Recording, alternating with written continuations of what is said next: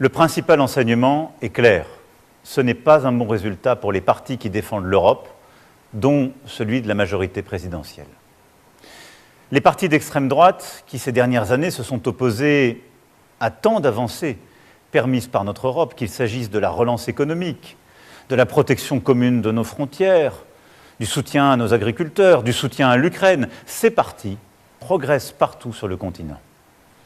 En France, leurs représentants atteignent près de 40% des suffrages exprimés.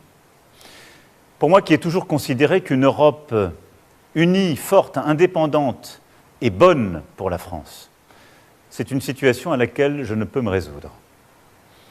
La montée des nationalistes, des démagogues, est un danger pour notre nation, mais aussi pour notre Europe, pour la place de la France en Europe et dans le monde.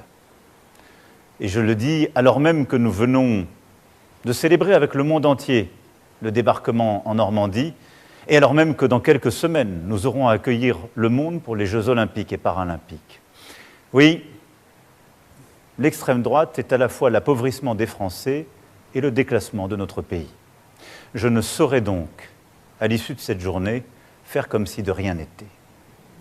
À cette situation s'ajoute une fièvre qui s'est emparée ces dernières années du débat public et parlementaire dans notre pays.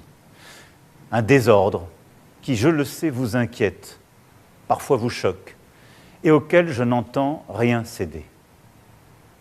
Or, aujourd'hui, les défis qui se présentent à nous, qu'il s'agisse des dangers extérieurs, du dérèglement climatique et de ses conséquences, ou des menaces à notre propre cohésion, ces défis exigent la clarté dans nos débats, l'ambition pour le pays et le respect pour chaque Français.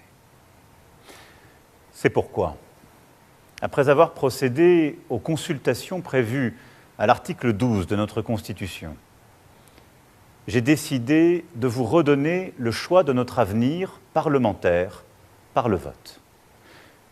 Je dissous donc ce soir l'Assemblée nationale.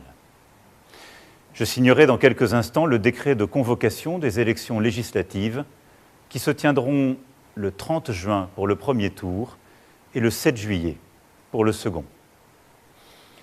Cette décision est grave, lourde, mais c'est avant tout un acte de confiance. Confiance en vous, mes chers compatriotes, en la capacité du peuple français à faire le choix le plus juste pour lui-même et pour les générations futures. Confiance en notre démocratie. Que la parole soit donnée au peuple souverain, rien n'est plus républicain. Cela vaut mieux que tous les arrangements, toutes les solutions précaires. C'est un temps de clarification indispensable. Confiance en la France, qui face à la rudesse des temps sait toujours s'unir et résister pour dessiner l'avenir et non se replier ou céder à toutes les démagogies. Dans les prochains jours, je dirai l'orientation que je crois juste pour la nation. J'ai entendu votre message, vos préoccupations, et je ne les laisserai pas sans réponse. Et vous me connaissez, le goût de l'avenir, celui du dépassement, de la fédération, continueront de nourrir ce projet. Mais en ce moment de vérité démocratique, et alors même que je suis le seul responsable politique à n'avoir aucune échéance électorale personnelle en 2027, soyez certains d'une chose. Ma seule ambition est d'être utile à notre pays que j'aime tant. Ma seule vocation est de vous servir. Je sais pouvoir compter sur vous pour aller massivement voter les 30 juin et 7 juillet prochains. La France a besoin d'une majorité claire pour agir dans la sérénité et la concorde. Être français est toujours se hisser à la hauteur des temps quand il l'exige, connaître le prix du vote et le goût de la liberté, agir, quelles que soient les circonstances, en responsabilité. C'est au fond choisir d'écrire l'histoire plutôt que de la subir. C'est maintenant. Vive la République, vive la France.